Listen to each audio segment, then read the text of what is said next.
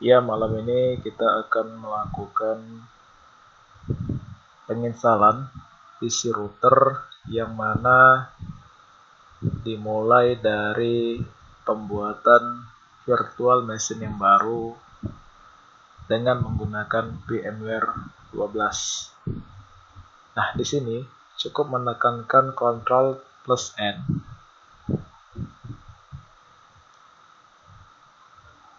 Lalu kita pilih next. Lalu installer this image file. Di sini kita mencari file isu dari Debian.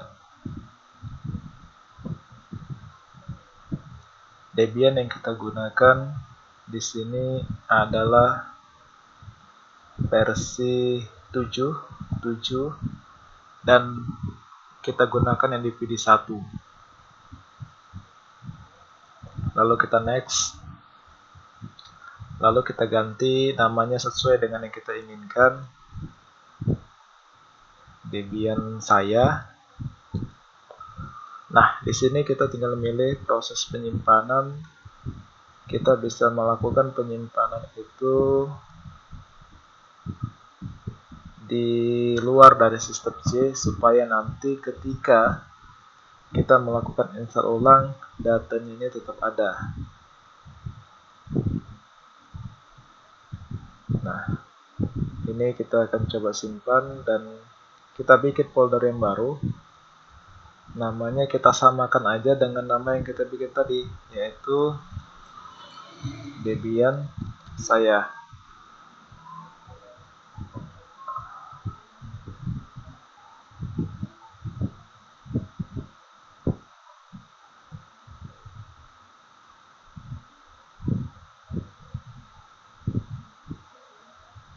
Lalu kita next. Nah, di sini adalah virtual disk. Nah, virtual disknya size-nya kita bikin 40 GB. Lalu kita pilih dia yang single. Jadi proses ekstrak di dalam VM-nya tidak berserakan. Dan kita next.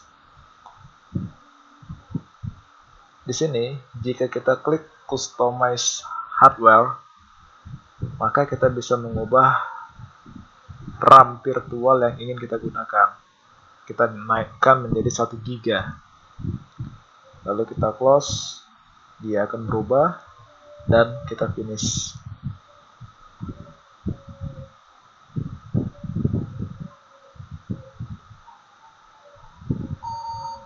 Nah, kita pilih yang teks dengan pilihan install. Lalu di sini bahasa yang ingin digunakan. Karena lazim orang menggunakan English, ya kita pilih English. Ini untuk peletakan area. Indonesia itu di wilayah Asia.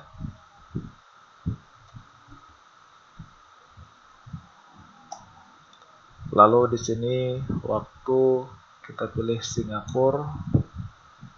Jenis keyboard yang digunakan American English. Kita tunggu hingga proses selesai.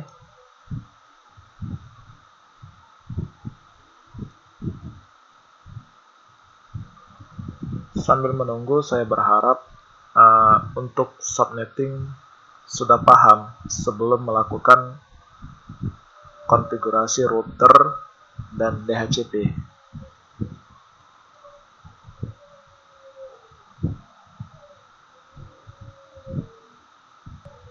Nah, di sini kita pilih, dia meminta konfigurasi untuk yang terkoneksi dengan internet, maka kita continue. Karena kita ingin berbasis offline, jangan saat ini kita hubungkan dia ke internet karena kita menganggap di sini tidak ada akses internet untuk proses penginstalan. Nah, hostname ini bisa kita bikin namanya berbeda dan bisa kita bikin dengan nama yang ada ini, tapi kita bisa mengubahnya saat ini ataupun nanti. Kita ubah nanti saja, kita continue. Passwordnya cukup yang mudah diingat, yaitu angka 1. Kita ulangi kembali, 1. Ini untuk user yang bisa masuk atau istilahnya user biasa. Kita bikin nama kita saja, ya ini nama saya Dahlan.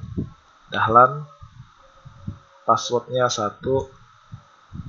Konfirmasi ulang 1. Ini untuk waktu zona Sumatera di wilayah barat.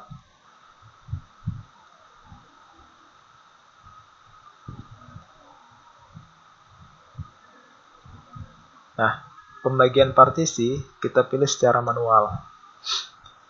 Lalu kita pilih SCSI 3. Di sini device-nya, partisinya akan kita rubah ya. Nah, pada prespace kita enter. Ini partisi yang mau kita bikin. Untuk root pertama sekali terbentuk, dia ini akan terbentuk otomatis untuk root. Ini kapasitas maksimal tidak lebih dari 40% dari kapasitas harddisk. Primary, beginning, dan di sini bisa langsung down setting. Bisa nanti di sini bootable flag-nya kita on. Ini saya pilih off, tidak ada masalah, kecuali nanti pada saat ketika telah diinstal jadi no bootable flag, maka inilah nanti pada proses root harus di-on-kan. Ini saya bikin saja off karena tidak mengganggu pada sistem harddisk saya. Down. Dan ini pembagian yang kedua, otomatis untuk home. Home ini adalah tempat penyimpanan data seperti di D pada Windows. Dan untuk home kita harus menyisakan 2 kali kapasitas RAM untuk swap. Itulah kapasitas home yang harus digunakan. Logical, beginning, langsung ke down, dan yang terakhir inilah untuk swap yang saya sampaikan tadi. 2 kali RAM, tadi RAM kita 1 GB, maka menjadi 2. Logical, use as-nya yang kita rubah menjadi swap area. Down. Finish. Simpan perubahan partisi disk yang dibikin. Ya. Sedikit menjelaskan. Root itu dia untuk menyimpan seluruh sistem operasi Linux yang terinstal. Atau kalau di Windows itu ya sistem C. Itulah dia root. Kalau home, dia untuk menyimpan data ya seperti kalau di Windows itu local disk D. Nah, swap ini yang paling unik. Ini kan server, di mana di dalamnya ada banyak service function ataupun aplikasi yang akan dijalankan. Nah, service function yang berjalan ini akan mengambil memori dari RAM. Tadi RAM virtual yang kita bikin itu 1 GB. Bila mana terlalu banyak service function yang berjalan, maka memori RAM akan tidak cukup. Nah, dia mengambil kekurangan itu melalui swap area. Jadi swap area ini membantu kinerja RAM apabila RAM mengalami kekurangan memori. Kekurangan memori diakibatkan oleh banyaknya service function yang berjalan di atas server. Itu penjelasan singkat versi malam ini. Karena kita hanya menggunakan 1 DVD, maka ini kita pilih no. Tidak terkoneksi dengan jaringan dan tidak ada DVD baru yang kita masukkan, maka tetap pilih no. Jadi untuk Debian 7 ini terdiri atas 3 DVD yang mana kapasitasnya ada 12 GB. dan di sini dia hanya satu DVD, maka ya pilih no. Ya. Nah, ini yang paling seru pembagiannya, apa-apa service function yang akan terinstall. Nah, Debian desktopnya harus kita hilangkan karena kita ingin berbasis teks, dan print server kita hilangkan. Berarti yang berada ditandai itu hanya standar system utility. Continue. Nah, saya lanjutkan kembali. Ada 3 DVD, yang mana setiap DVD kapasitasnya 4 GB. Dan masing-masing DVD memiliki service function yang berbeda-beda.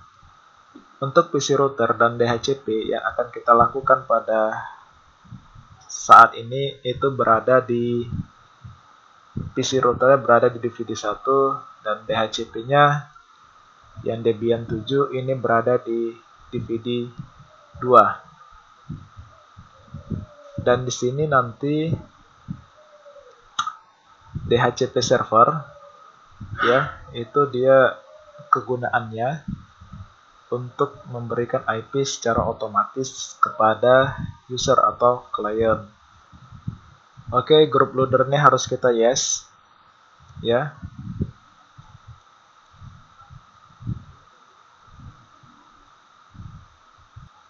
Dan ini kita pilih continue, dan proses penginstalan telah selesai, yaitu penginstalan Debian Server 77 di VMware. Ada beberapa hal yang harus kita atur agar bisa menjadikan satu komputer itu sebagai server dan sebagai host. Di edit Virtual Network Editor. Nah, ada VMnet 0 dan VMnet 1. Kita change setting dulu. Yes. Nah, di sini kita ambil koneksinya dari mana? Nah, kita mengambil koneksi itu dari wireless, dan VMnet 1 ini kita pilih host only. Oke. Nah, lalu di sini kita juga harus melihat settingannya. Nah, network adapter ini masih 1, maka kita harus tambah menjadi 2. Nah, network adapter next. Di sini kita pilih yang VMnet 1. Finish. Dan yang atas kita pilih bridge, replikat kita centang, baru kita okekan.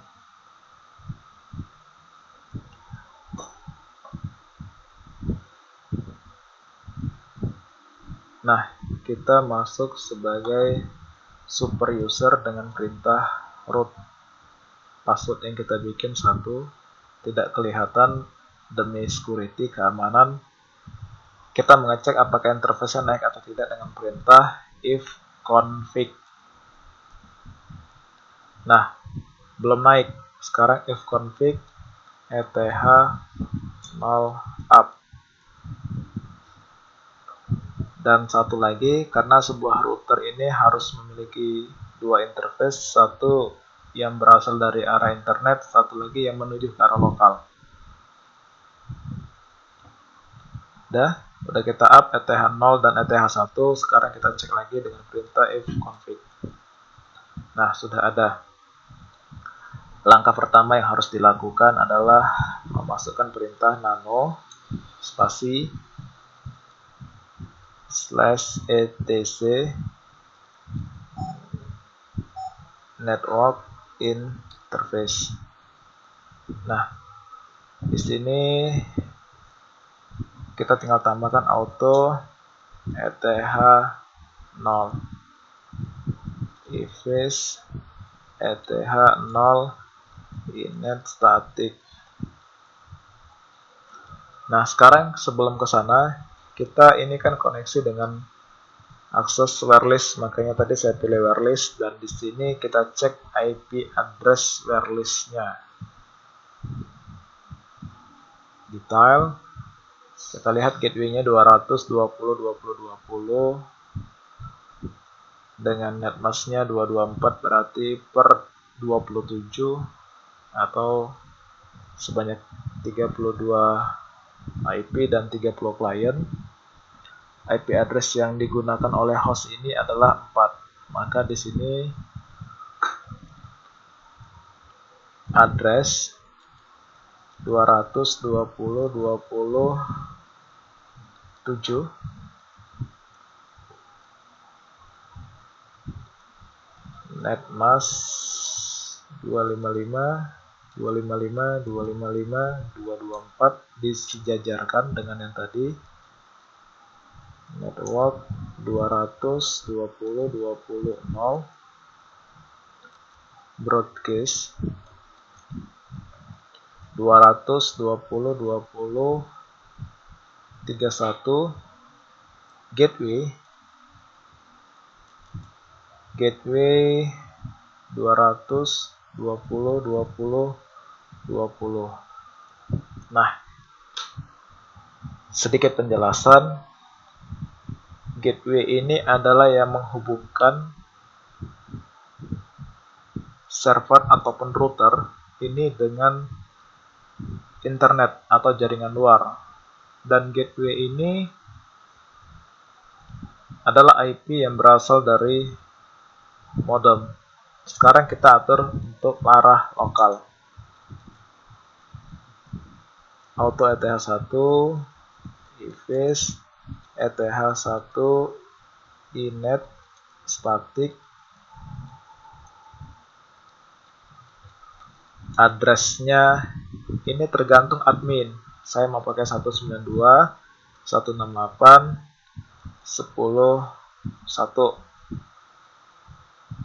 net mask 255 sama kita bikin per 27 berarti 224.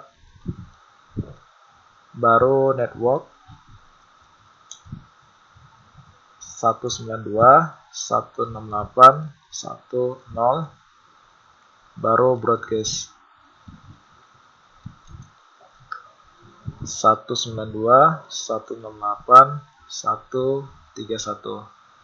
Network dan broadcast kalau untuk arah lokal tidak dibikin tidak masalah karena dia telah dibatasi oleh netmask. Nah, selesai pemberian IP, kita simpan dengan perintah Ctrl X, lalu Y, lalu Enter. Kita cek dulu IP-nya kira-kira tertanam tidak pada interface atau dengan perintah ini service networking restart. Nah, tidak ada masalah. Sekarang coba kita lakukan ping.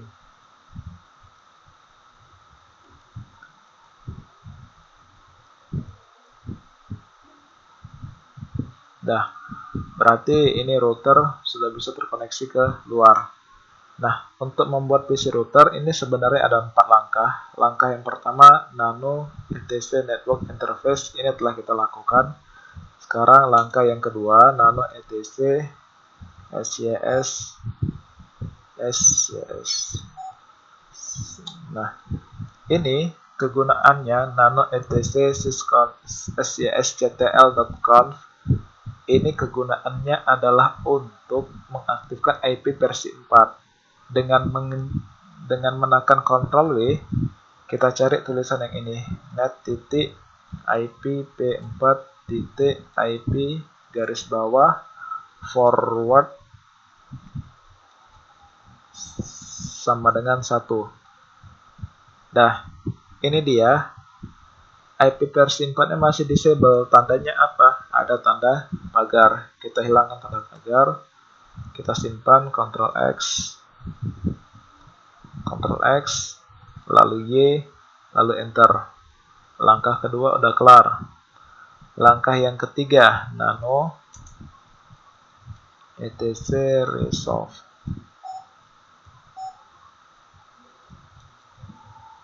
Nah, di sini dia adalah untuk menyimpan IP public dari Google, yaitu name servernya 88 sebanyak 4 kali, dan name servernya yang satu lagi public milik Google 8844. Nah, di sini nanti bisa juga diatur untuk pemberian nama pada DNS server. Nah, itu nanti. Lalu tekan Ctrl X, lalu Y, lalu Enter. Langkah ketiga udah kelar. Sekarang langkah yang keempat, nano spasi slash etc rc lokal. Nah, ini adalah sebuah service bawaan dari Linux yang harus dilakukan dalam konfigur router.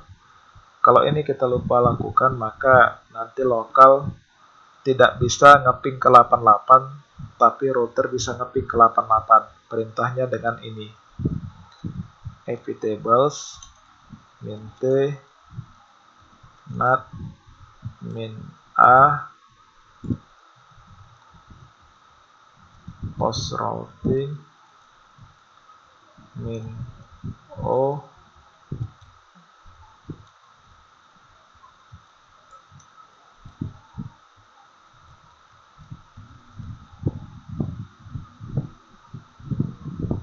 Oke, Ctrl X, Y, Enter.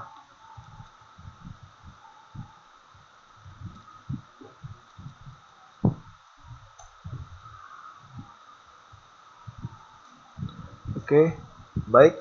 Sekian dari saya untuk konfigurasi